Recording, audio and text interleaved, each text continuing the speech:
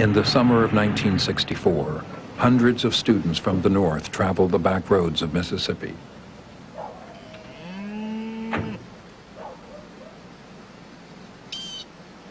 They had come to help blacks register to vote.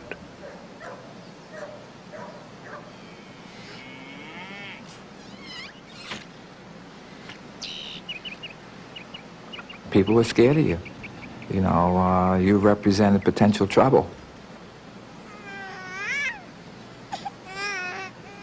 We had all of the reasons that people could possibly give us of why they wouldn't register to vote. I don't want to do that because I don't want my house burned down. I don't want to do that because my son works for Mr. Nutlow, and Mr. Nutlow wouldn't be pleased with this. Who's making you do this, Henry? You know we've gotten along well. Why do you think you have to do this now?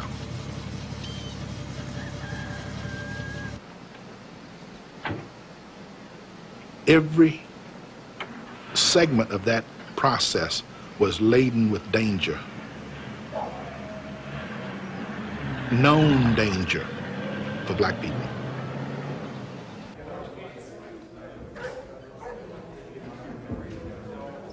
I live here. I'm not like a man with a suitcase can move at a minute's notice. I said, but I can't march now, but any way I can help you, I'll do that.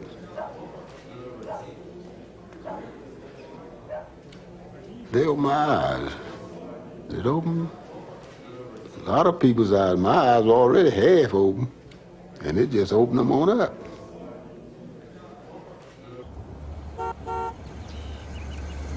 But there were so many thousands of people who said, yes, I will be there.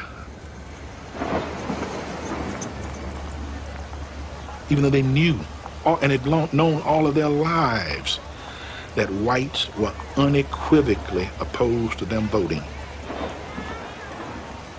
But they risked their lives, their jobs, their homes, their families, and they went down to register to vote.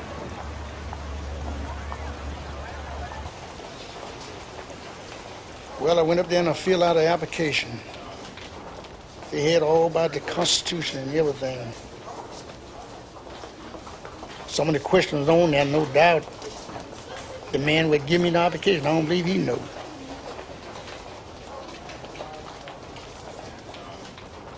The application was 4 and 5 pages long. And the registrar was an 8th grader.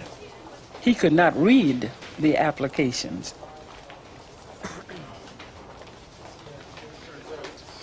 You never did know whether you answered them right or wrong. You never did see it no more. I mean, most time they took them and threw them in the garbage can.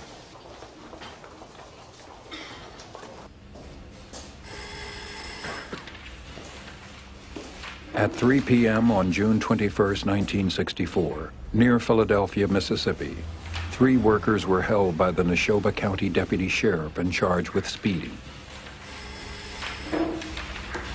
Michael Schwerner, a social worker from New York, was easily recognized as an outsider.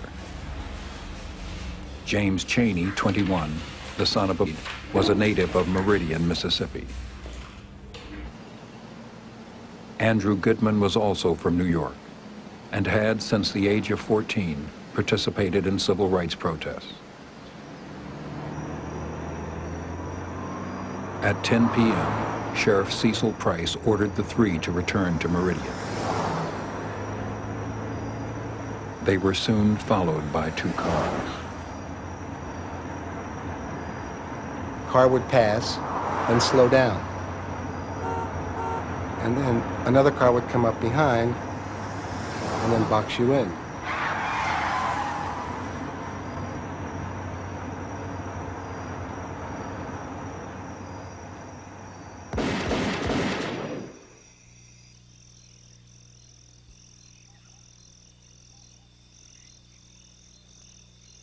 But once they found the car, you knew.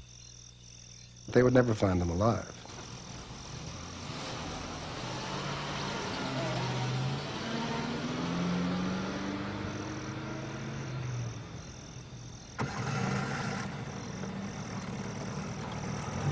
The disappearance of 2 white men in Mississippi immediately focused national attention on Neshoba County.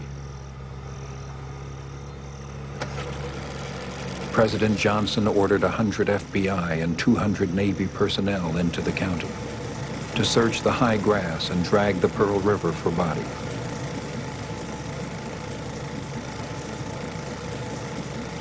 Unfortunately, during that process, they found other bodies, remains of other bodies, of other nameless black people.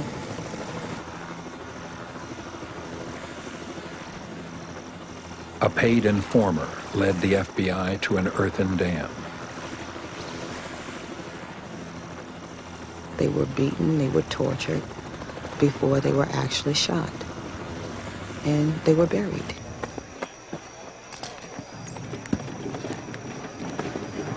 The night that we knew the bodies had been found, there was tremendous sadness, but also a sense of relief in that finally we knew what had happened.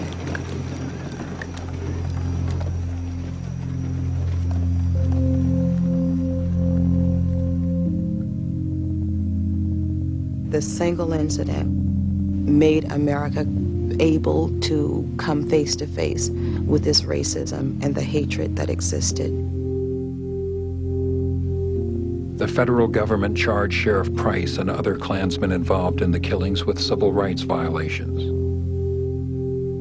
But the state of Mississippi refused to press charges for murder.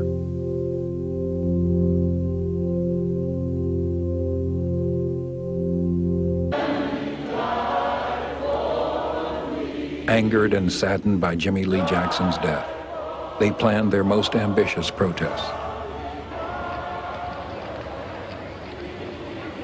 They would walk 54 miles from Selma to the State House in Montgomery and demand to present their grievances to the governor himself.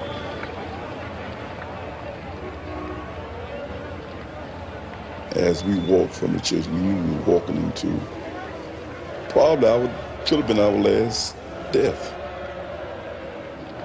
Jim Clark was at the foot of the bridge. On the other side of the bridge, the state troopers were lined up.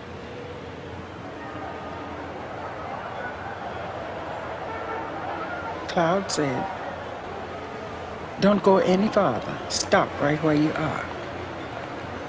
Rozier Williams said, "May I say something?" And Cloud said, "No, you may not say anything." Disperse. You are ordered to disperse, go home, or go to your church. This march will not continue.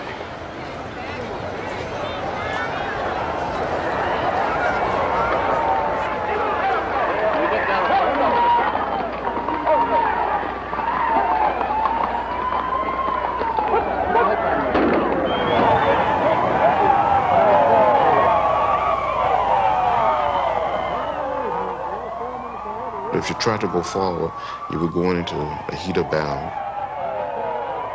You couldn't go to the left or to the right because down below was the Alabama River.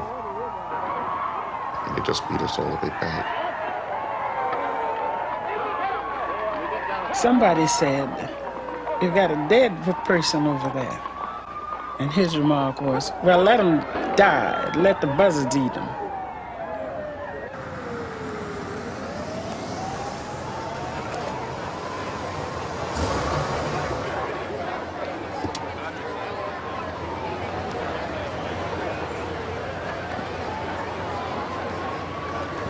The world knew that there was a bloody Sunday. The world knew that the entire road was spotted with blood.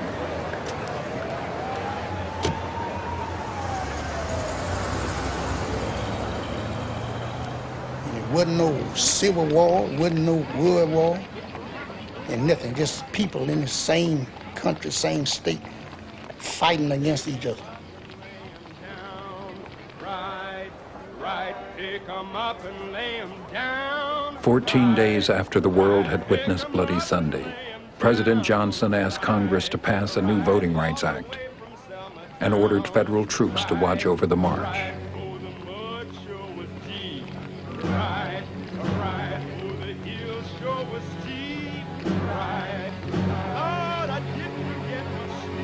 You had blacks and whites, Protestant, Catholics, and Jews, young people, old people, poor people, rich people.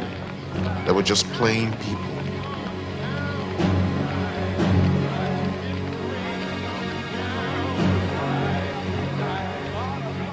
The march was a coming together of the best of America.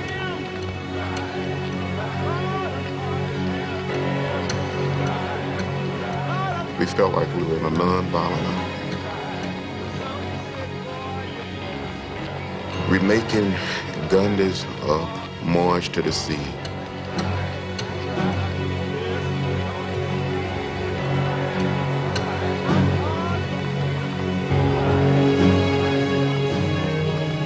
Somebody wrote a little song, pick 'em up, lay 'em down, all the way from Selma town.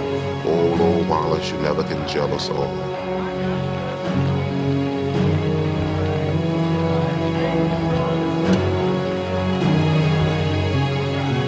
It's far down the street, around the curve, all the way back, nothing but people, street packed.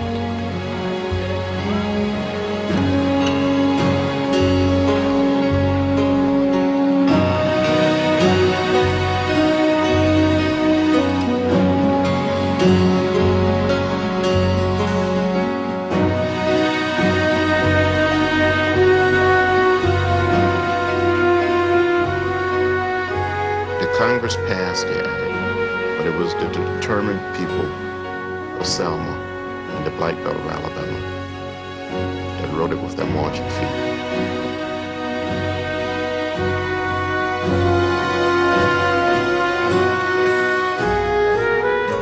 I started crying and I couldn't stop. The right to vote, it's over. It is done.